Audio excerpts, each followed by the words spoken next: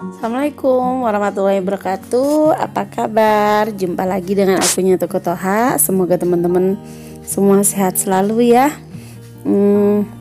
Yang belum subscribe segera di subscribe, dan yang sudah subscribe saya ucapkan terima kasih. Semoga rezekinya lancar. Di video kali ini saya akan berbagi inspirasi ya. Di sini saya owner Toko Toha. Tidak berniat untuk menyombongkan diri. Maksudnya kami hanya apalah ya, tapi ingin berbagi cerita aja. Berbagi cerita bagaimana saya memulai sebuah usaha bisnis, yaitu bisnis toko serba ya. Itu sangat dengan minim banget modal dan tempat dan semuanya, tapi sekarang udah punya toko besar gitu. Jadi tempat dan modal itu bukan suatu kendala yang banget itu ya, memang butuh, tapi bukan suatu kendala yang sangat ini. Yang pertama itu adalah niat dan bersungguh-sungguh ya. Saya akan menceritakan bagaimana modal saya 800 ribuan hingga menghasilkan ratusan juta rupiah. Ini ruangannya ya, ini terserba saya punya. Alhamdulillah dengan ini bisalah kita memberi pekerjaan atau berbagi dengan tetangga kita. Kemudian dengan ini ya saya mempunyai satu kios lagi, kemudian ini mobil, rumah di depan ada lagi satu lagi, dan ya alhamdulillah mudah-mudahan berkah. Cukuplah insya Allah gitu. Saya ini ruangan yang lain ya.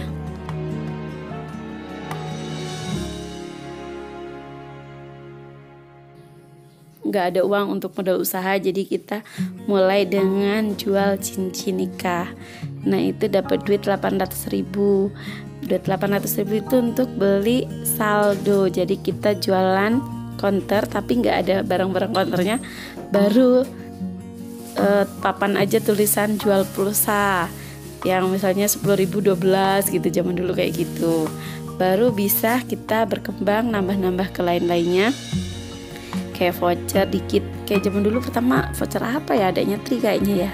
Terus kemudian kayak casing gitu.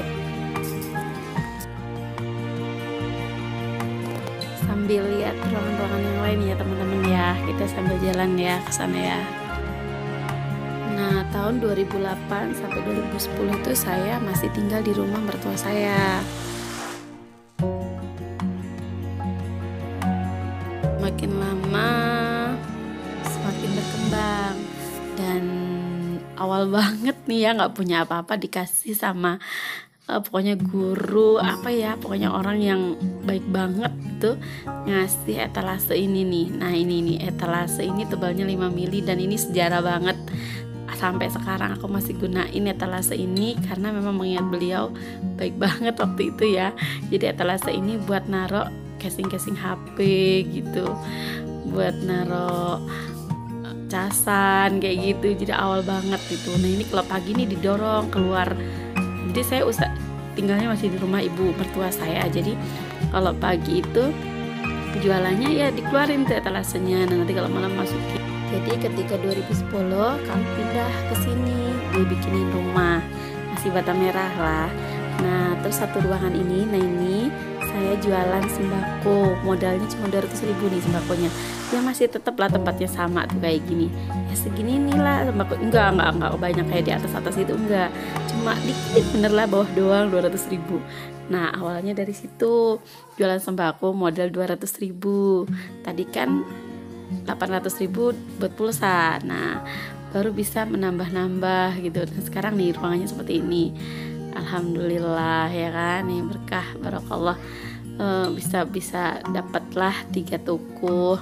Kemudian sama awalnya kenapa kepikiran jualan sembako itu karena apa nih, biar orang tuh menarik orang, gimana caranya biar beli gitu ya. Kebutuhan dasar pertama itu ya sembako kan, makanya kita jualan pertama itu sembako biar orang datang dulu ke sini gitu. Nah setelah pulsa, itu sembako. Baru setelah 2 tahun di sini kita bisa mempunyai uang sekitar 20 juta buat bangun ini ruangan depan ini nih semua nih, dari ujung sini sampai ujung situ. Sekitar ukuran berapa ya? Ukuran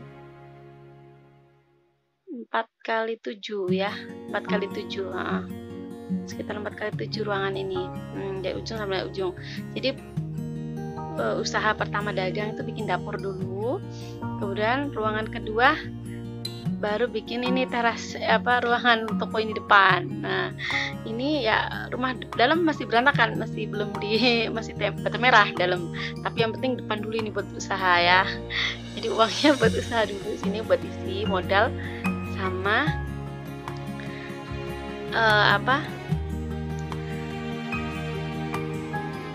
nempel-nempelin di plaster gitu ruangan depan ini. Nah, itu kita bisa punya uang 20 juta itu dari jualan awalnya.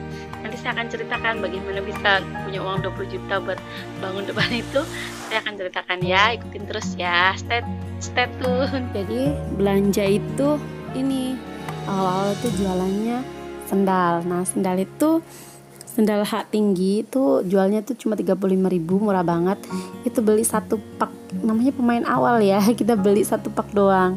Laku habis. Kita beli lagi, habis lagi, beli lagi, habis lagi, sampai berapa kali belanja, dan belanja ini cuma sepak gitu doang. Nah gitu terus merambah, akhirnya jualan. Ada orang tuh di depan. Sambil ada yang beli ya.